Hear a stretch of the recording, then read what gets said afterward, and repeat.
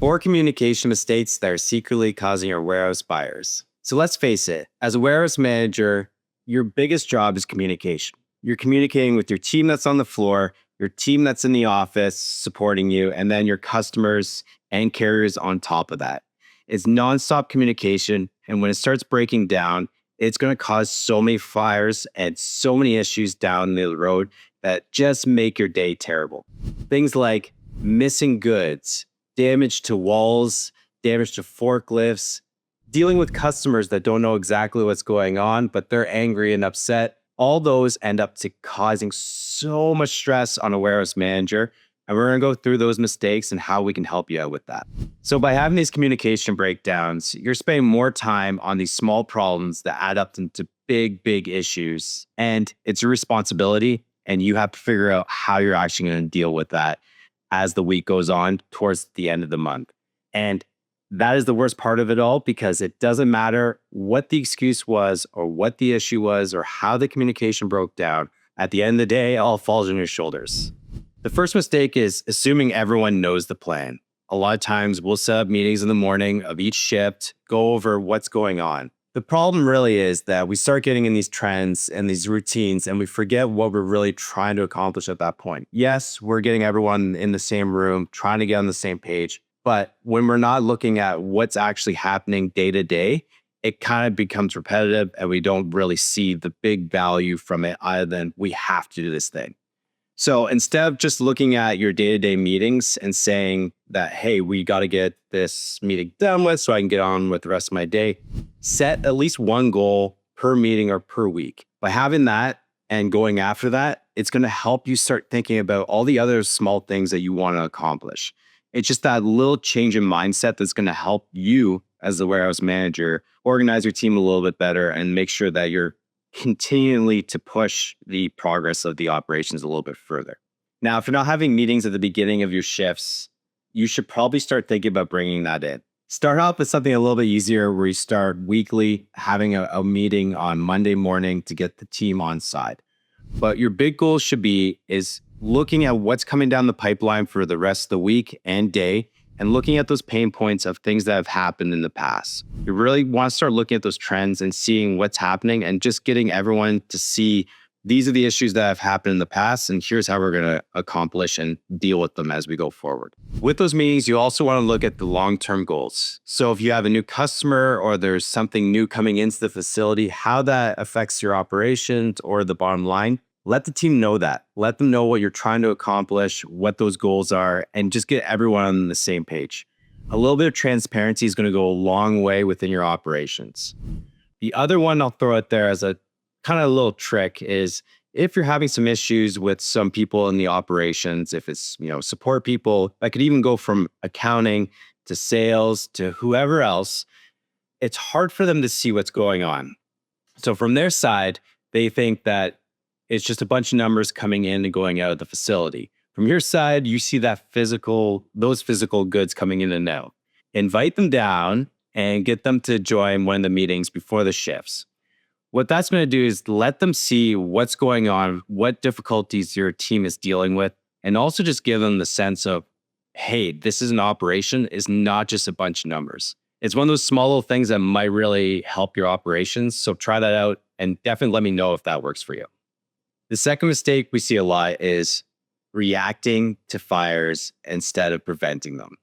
Communication shouldn't be a tool to fight fires. Yes, super important when things are going on, but instead those fires shouldn't be there in the first place. So when you're looking at how everything is organized, we've talked a little bit about having some meetings before shifts and in between shifts, but it's also making sure that everyone knows what's going on at any given time.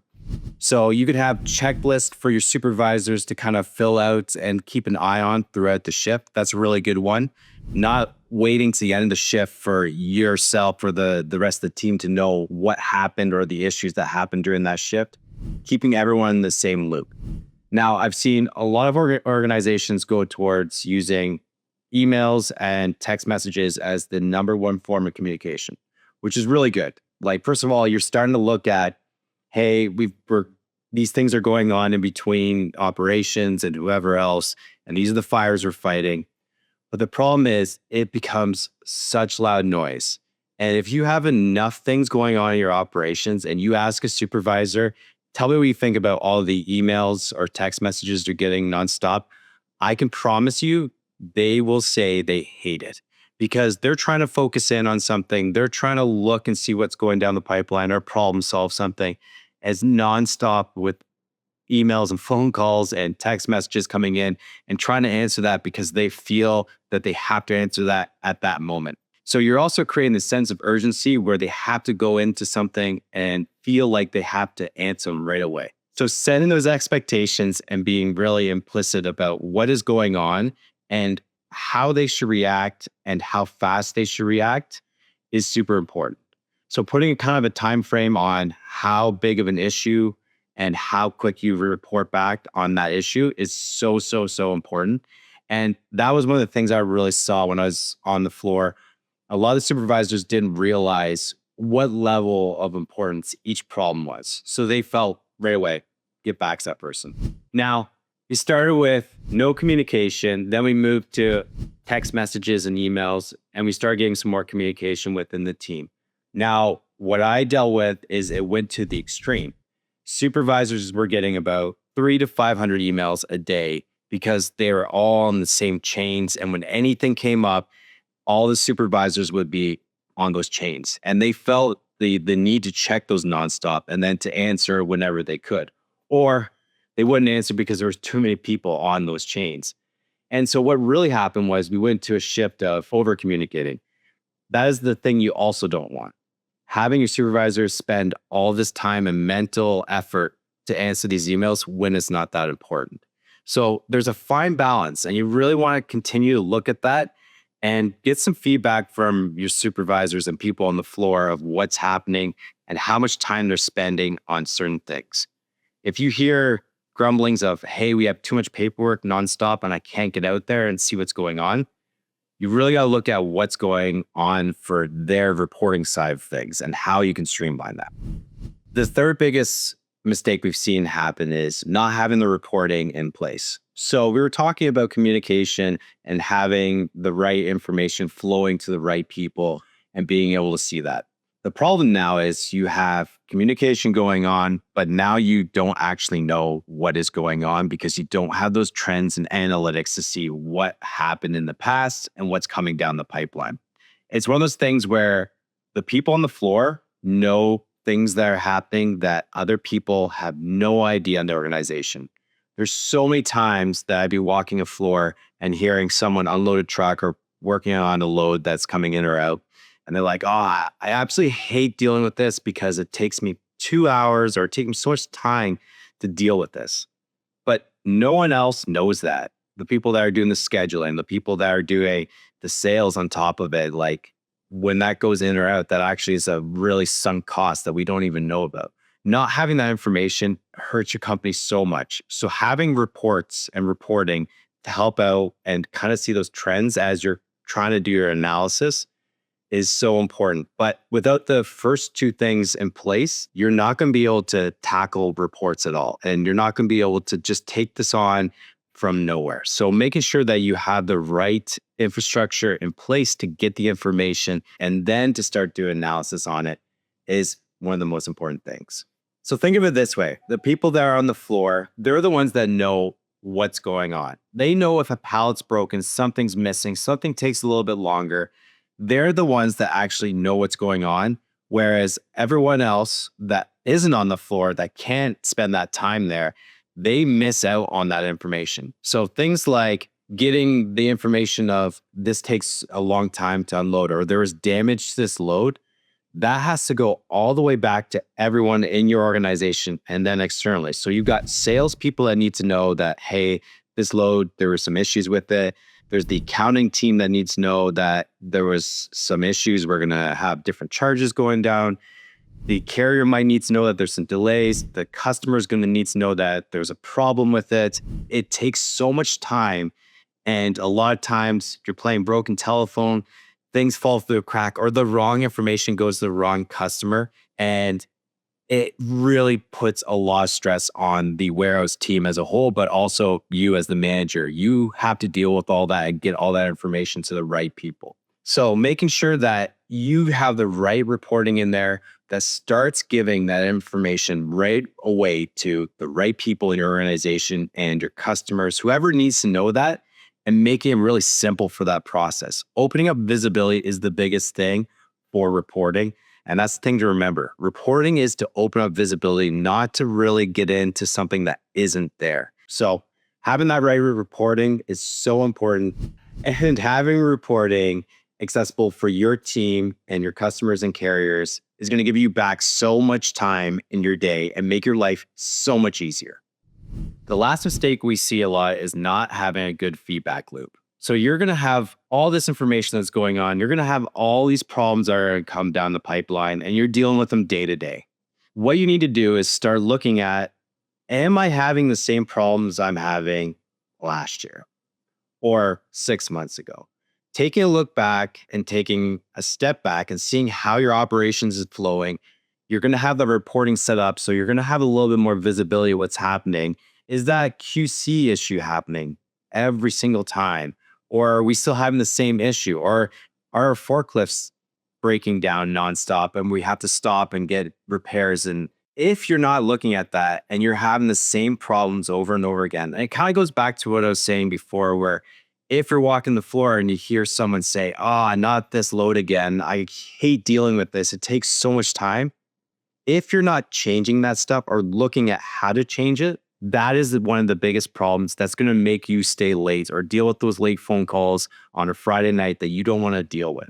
So having that feedback loop and trying to improve it doesn't mean that those issues are going to go away. Instead, it's how do we improve this by 2, 5, 10% and make it easier on our team's lives and on our customers and carriers' lives. So having that feedback loop in there of, hey, we got the tissue and this is how we're going to start tackling it, and having a plan. So now when you have those meetings each morning, you're going to see this load coming in or out, and you're going to say, oh yeah, we're going to try doing this a little bit different.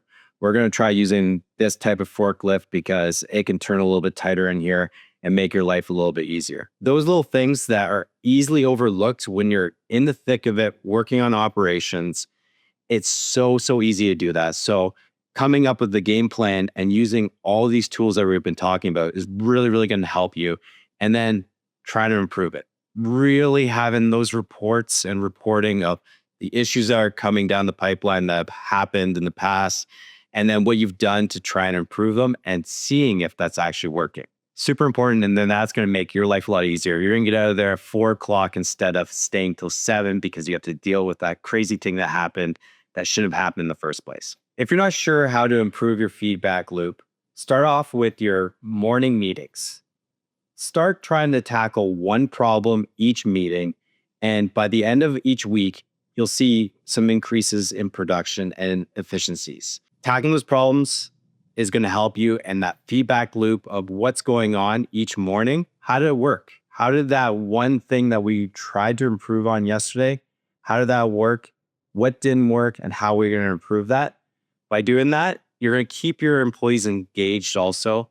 They're going to have more feedback of, hey, this was a great idea. This will not work. And then you have more of a dialogue going into those meetings also, because everyone knows before shift meetings are super dry.